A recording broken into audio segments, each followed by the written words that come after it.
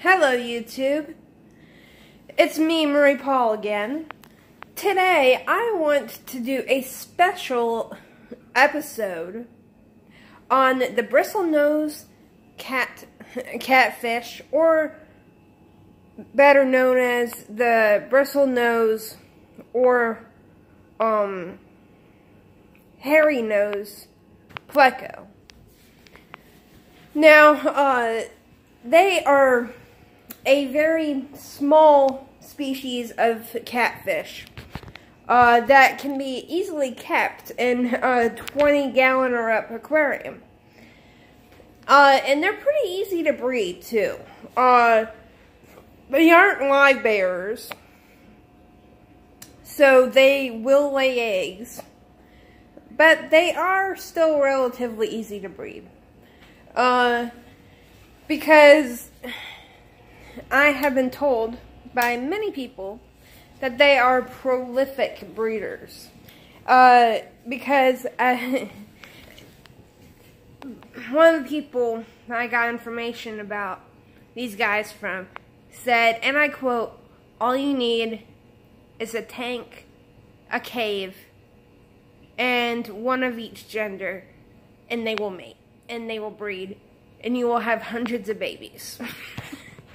Okay, so that is that. So you really don't need to assist them in any way when it comes to breeding, which is great. But you would still need to prepare them, in a sense, with feeding. To prepare any fish for breeding purposes, I would use Repashy Spawn and Grow. It is a gel food, a gel superfood that you make, and then it'll solidify, and then you give it, you drop it, you cut it up and drop it in the tank, pieces at a time, and you may not see them eat it, though. It will get eaten, but you might not see them do it because of the fact that the bristlenose catfish, or the bristlenose plecostomuses, they are nocturnal feeders, so they only feed at night, which means that they may not be comfortable feeding when the aquarium light is on. And they may just feed when the aquarium light is off, which may make it harder for you to see them eat. So if you don't see them eat, don't worry, they are eating. They're just doing it while you're not looking. To make sure that they're getting enough, I would recommend 1 or 2 cubes a day of the gel Repashy. And then, if you have other fish in the tank, just give the regular fish food to that fish too. They'll eat the leftovers. They'll also eat any algae that's growing on the tank. They're basically garbage disposals. They'll eat anything you put in front of them. If given the opportunity, they'll tear up plants. Because, they have such a strong food response that sometimes they end up tearing up plants just to get to their food. So you may, if you have live plants in your aquarium, and you put a couple of cubes of Repashy by a plant, the next day you may wake up to find that that plant is shredded. But anyway, overall, they're pretty easy to keep. I have 2. I have a breeding pair right now.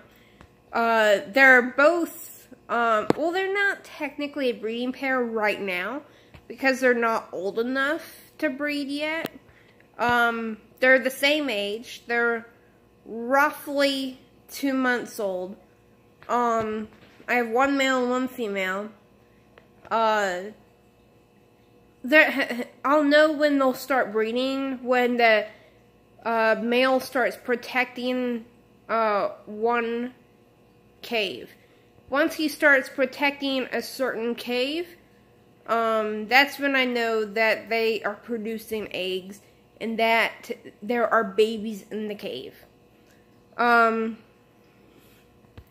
they probably won't be doing that for at least 3 more months. So they got some growing up to do, but it'll happen. It's just a waiting game. I mean, normally when you buy Bristlenose from the store, you're not gonna get them at breeding age. They're probably gonna be 1 or 2 months old, at least. Sometimes they're sold at 3 weeks old, which is fine. I mean, no big deal. They only need the father to protect them for 10 days after they hatch. So, technically they're good at even 2 weeks old. So, yeah, I guess. But anyway, they have a lot of morphs that you can buy. And each morph has a different price range. The morphs that I got were albino Bristlenose Plecos. The albinos are the most common morph out of all of them. Even the wild type is less common than the albinos because they're taking less bristlenose from the wild now that they're being bred in captivity, and because of that, the wild pleco is becoming less and less common. But anyway, you can still get them. It's just they're going to be a little harder to find than the albinos. I found a few sites that sell them, but they're all wild caught, which is again why it's bad to get the wild morph of this pleco, because I do not support wild caught specimens at all. I'm sorry, I don't. Because wild caught specimens are animals that are taken directly from the wild, which dwindles the wild population. Now, even if it's a stable population, it can drastically devastate the natural environment that animal was living in just by taking that one animal out. So, so it's just best to leave the wild animals in the wild and only buy captive bred Bristlenose Plecosmuses if you want to take care of one.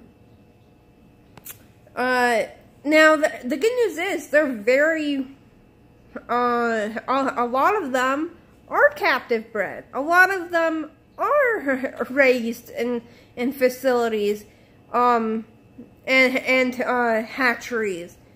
You know, it's only the wild morph, the black wild morph that is taken from the wild.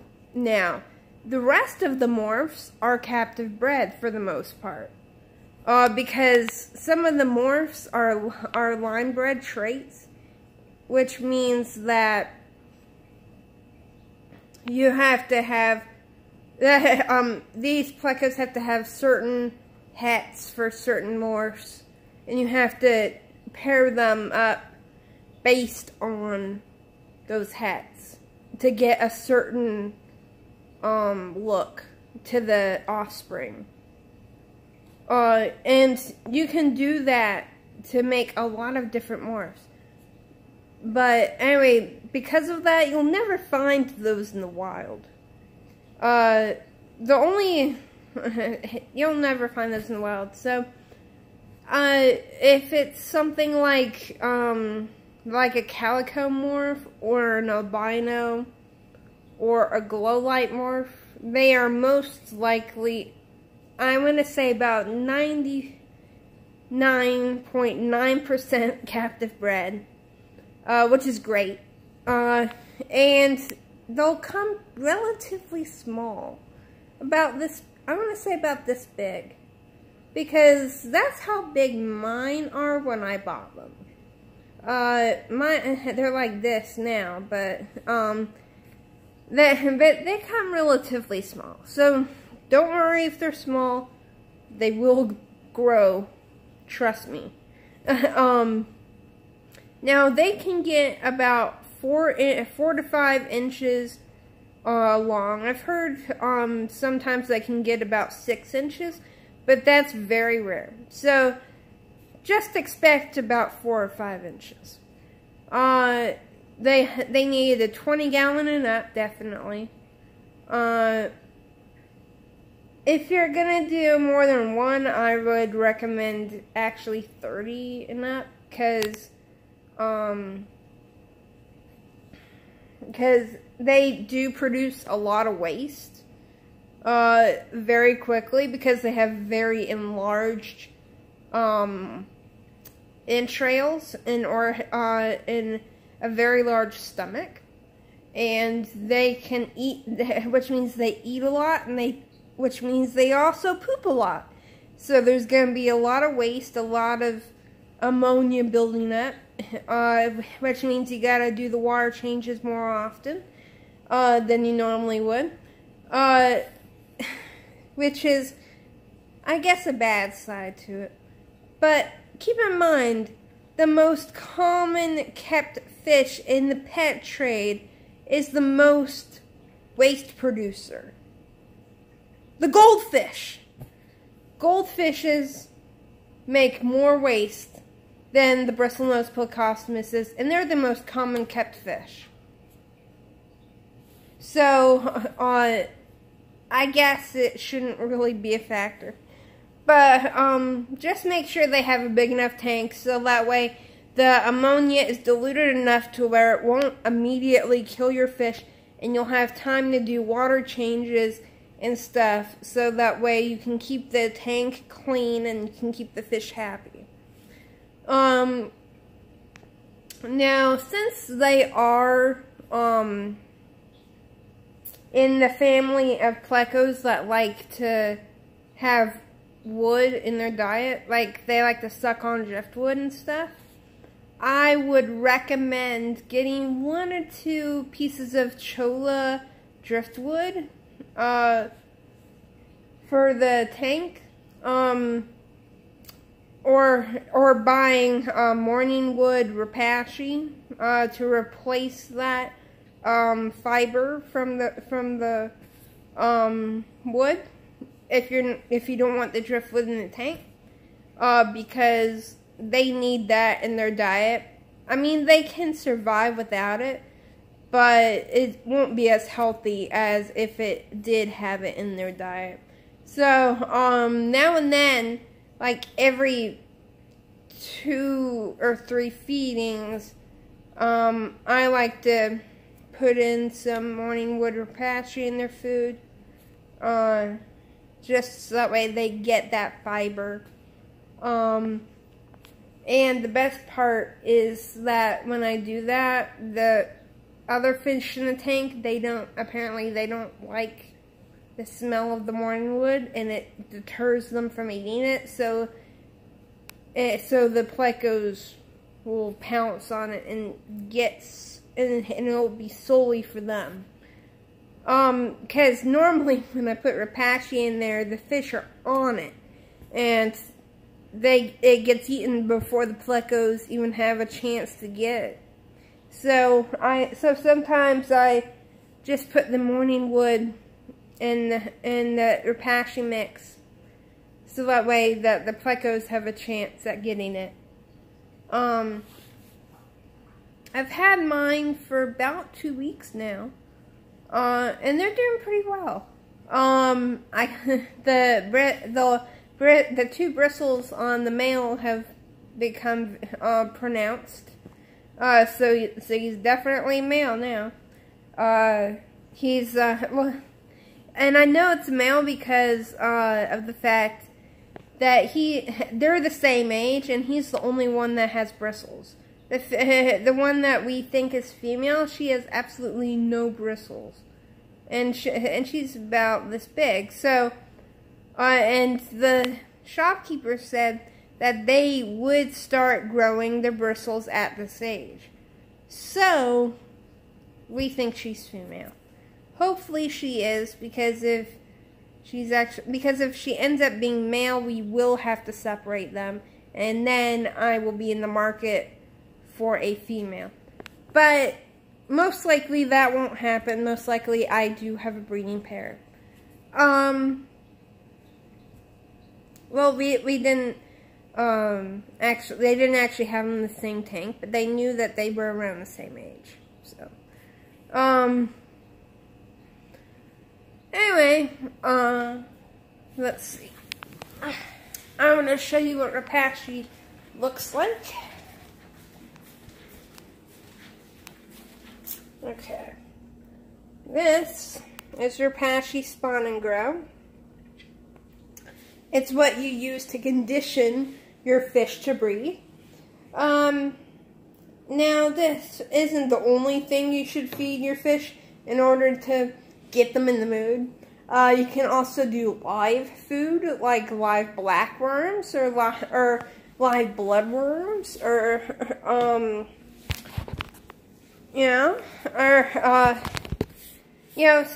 krill, baby brine shrimp, stuff like that. They love that. That'll definitely set the mood for them.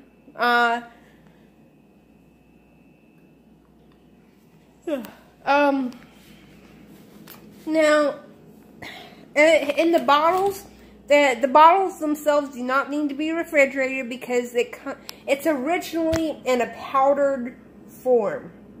But once it's made, it'll look something like this. It's a gel after it's made. This is a Spawn and Grow Morning Wood mix. Yes, you can mix flavors. They don't mind that at all. And in my case, it works in my favor, in case I don't want the fish to eat it before the plecos get to it. Anyway, I have 3 different flavors. I have Soylent Green, which gives them their algae content, or their, fibrous plant material, whatever. Then the Morning Wood, which gives them the fiber that they would have gotten from the driftwood, that they normally would suck on in the wild. And then the Spawn and Grow. Now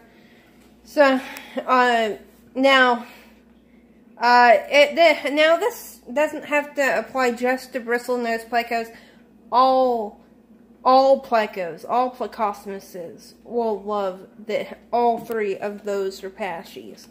And even the fish. The fish love the Soylent Green. So you can give it to the fish too. And they actually make specific Rapashi for goldfish and for community fish. So there's a lot of different options. So yeah, go check them out. I definitely recommend it.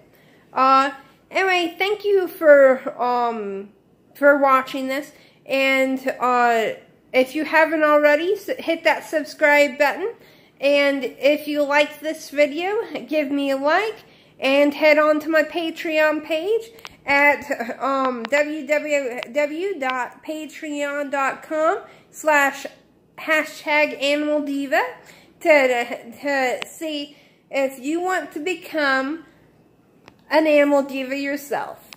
Anyway, just come check my channel out, and I'll make a video next time I can. I'm sorry I haven't done it in a while. Everything's been a little hectic around here, but I promise you I will be doing it more often. This is Marie Paul signing off.